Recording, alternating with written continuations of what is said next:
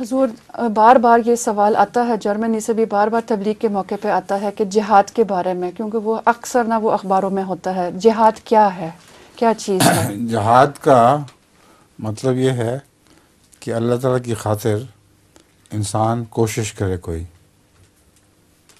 جاہد ہم بہی جہاد کبیرہ، قرآن کریم میں آتا ہے کہ قرآن کے ذریعے کبیر جہاد کرو. تو جو قرآن کی تبلیغ ہے یہ سب سے بڑا جہاد ہے.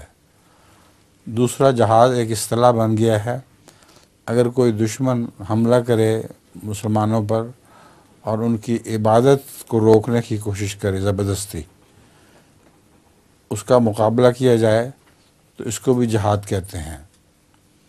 یا لوٹ مار کرے بے وجہ غریب مسلمانوں بیچاروں کے اوپر حملہ کر کے ان کے مال لوٹ لے، ان کو گھروں سے نکال دے، تو اس کے خلاف جو جہاد لڑائی کی جائے گی اس کو بھی جہاد کہا جاتا ہے فی سبیل اللہ.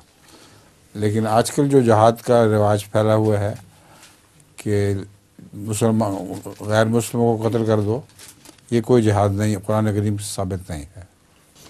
ایک دفعہ حضرت صلی اللہ علیہ وسلم ایک جہاد سے جس میں دشمن سے مقابلہ ہو رہا تھا تلوار سے، اس سے واپس لوٹ رہے تھے.